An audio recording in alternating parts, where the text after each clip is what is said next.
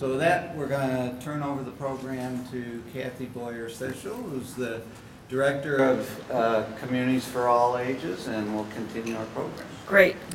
I'm going to go off script here just for 5 seconds, and just want to acknowledge Dean Catterndall, who just sat down, as just a great partner with this for the last 3 years of the community agenda. And if you notice that he floated maybe back to his seat, today's his very last day. He's retiring, and he will become a member of the group that we're talking about. So thank you, Dean. And as Dean mentioned in his opening remarks, the community agenda, which is the KC Communities for All Ages with the grant from the Pfizer Foundation in partnership with Grantmakers in Aging, we were able to partner with the First Suburbs Coalition, which are the 19 first-ring suburbs on both sides of the state line, to develop the program that is set to prepare Kansas City for the increased aging population. And you have basically in your packet all of the materials that represent the really deep work that was done in 4 pilot communities that helped determine and develop these programs, and then have piloted the recognition program that I'm going to reference here in a second. You have in your packet a fact sheet on the recognition program, Communities for All Ages Recognition Program. And as this was piloted in our communities, we identified that in order for communities, local jurisdictions, to adequately prepare for and to begin to think about their communities with an aging lens, knowing that every community, whether they want to think about it or not, but they're going to have more older adults in their communities over the next couple decades. But also the millennials are running up and catching up behind. And as big as the boomers are as a sector, millennials are actually even bigger. So all that's being put in place today to accommodate the needs of a growing aging population. Boomers, or the millennials, are going to age too, if they're lucky, and so communities are going to be prepared to accommodate their needs too as they age.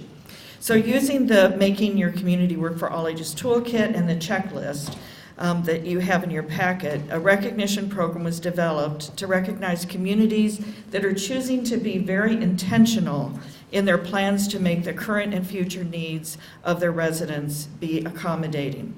During the final year, which is the 3rd year that's just wrapping up, the recognition program was piloted in 3 communities: Gladstone and Grandview, Missouri, and Roland Park, Kansas. Additionally, community agenda funds allowed us to provide technical assistance to 3 other communities interested in furthering their understanding of Communities for All Ages practices and policies and actions. And these 3 communities were Mission, Kansas, Raytown, and Independence, Missouri. So in this inaugural year of the recognition program, the Communities for All Ages recognition program, 4 communities applied for and received recognition for the bronze level, which is raising awareness of local officials, staff, and residents. And these 4 communities that received recognition are Gladstone, Grandview, and Raytown, Missouri, and Mission, Kansas. And I'd like to acknowledge the individuals that are here today representing these communities and ask that they stand. So Alan Napoli from Gladstone, and anyone else from Gladstone that had anything to do with their wonderful work, please stand. And please remain standing, Alan. And John Benson from Raytown, and anyone else from Raytown that may be here. Emily, I saw Emily Randall. And is there anyone else from Mission? I know there are more Mission folks here. Great, great. And Chris Chiodini, who was registered, but I didn't see his smiling face here this morning, from Grandview. Is there anybody else from Grandview? Okay. And I'd also like, and so these are the wonderful, great, thank you. So please, let's thank them all for their wonderful work.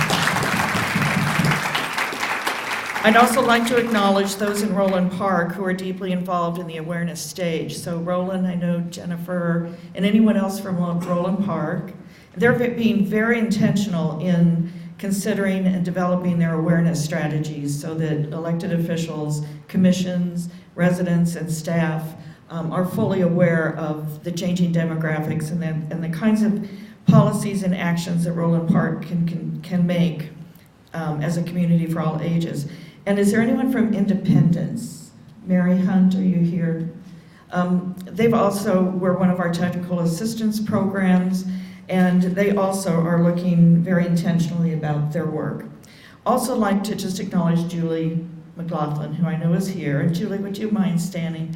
Julie's with the Lewis Berger Group, and she's been an extension of Mark's staff over the last 2 years, and has been very much a part of helping to prepare the strategies that Kansas City will have as they become more age-friendly. So thank you very much.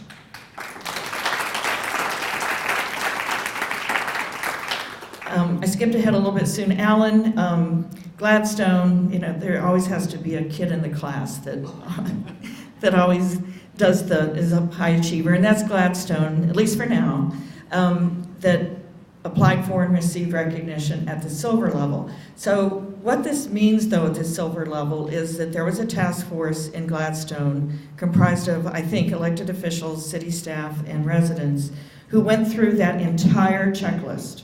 So when you look at that checklist, they examined each of those policies and each of those actions and did a snapshot looking at, do we have this policy? Do we not? Do we do this action in our community? Do we not? And then they submitted a report. So that was an incredible amount of work, and we thank you and acknowledge your fine effort in Gladstone for achieving the silver level. And of course, all these cities that achieved either the bronze or the silver are diligently working on making the next level, on their plans for that. And we appreciate that as well. So to achieve the bronze level awareness, to just let you know some of the activities that each of these communities did. One of the requirements is that the City Council or the Board of Aldermen must adopt a Communities for All Ages resolution. So each of these communities did do that.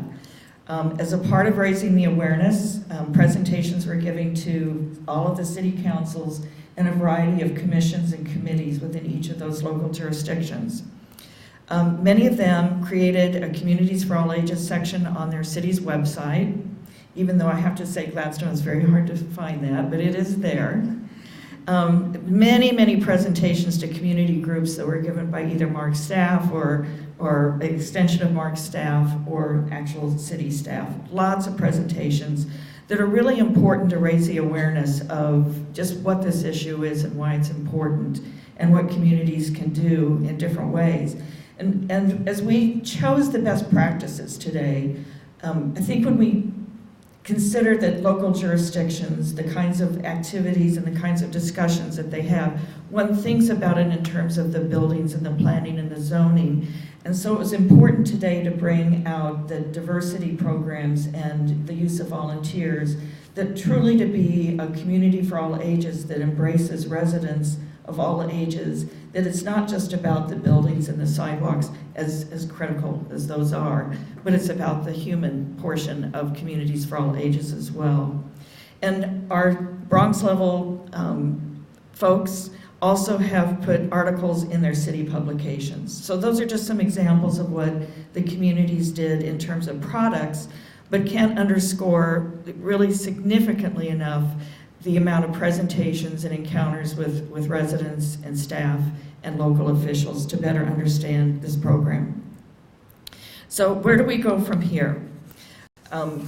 In this past year, the third phase, we created a professional network, Communities for All Ages professional network, that's comprised of city staff and elected officials, and we will continue that, maybe just not the flurry of workshops that have been held over the past year, but we will continue the network with 4 quarterly meetings, still continuing around the topics of the checklist, so that city staff and elected officials can develop their awareness and understanding of what can be done in each of those 6 areas.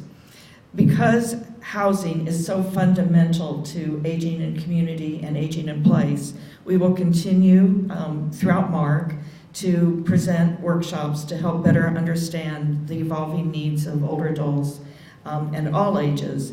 We'll also put an emphasis on universal design, and I think, John, was it you who referenced Missouri MHD, Missouri Housing Development Corporation? Last Friday, their board just approved a universal design policy that requires anyone who's going to do business with MHDC must include universal design criteria in whatever they build. That's a huge milestone, and it's a good best practice. And so with the universal design workshop that was held in May, there's considerable interest to continue the discussion here in Kansas City, and we'll convene a meeting in August or September to look more intentionally about how Kansas City can elevate universal design as a policy issue. Clay County Senior Services recently offered the opportunity to 6 communities in Clay County to participate in the recognition program. That letter just went out with inviting those cities to participate, and we look forward to hearing from those who are interested to learn more about that. We'll also continue to promote the Communities for All Ages program in new communities, and if you're interested, let us know.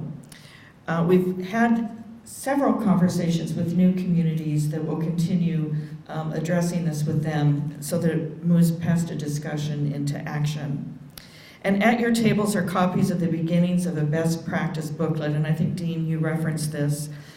This is an evolving document, and thanks to Laura Dean, who pulled together a lot of these, and Laura, who always makes our materials look very pretty.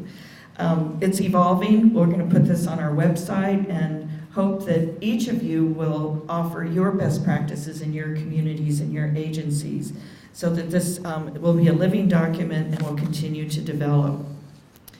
While Mark continues to focus on built environment and planning issues to support Kansas City as an age-friendly region, we will also work with regional partners to identify examples of successful supportive support services that help residents age in place. So once the built environment is set to go and universal design standards are the standard, and all of our sidewalks are wonderful, and all of those wonderful things that the communities that are involved in this are having discussions, it's going to be important to find successful programs that give the person help to older adults so that they can successfully remain in their homes, which most say that they want to do. Finally, if you are here and you are either involved in or a part of, or you care deeply about the Kansas City region, is a region to be a great place to grow up and grow old. And we thank you for that. It's going to take all of us together to really materialize an age-friendly Kansas City. It's essential that city councils and board of aldermen be on board, understand this, develop policies, but we also need residents bubbling up from the bottom to say, I'm here, this is interesting, it's important, and I'm here to help. So thank you so much for being here today, and we look forward to your continued involvement. Thank you.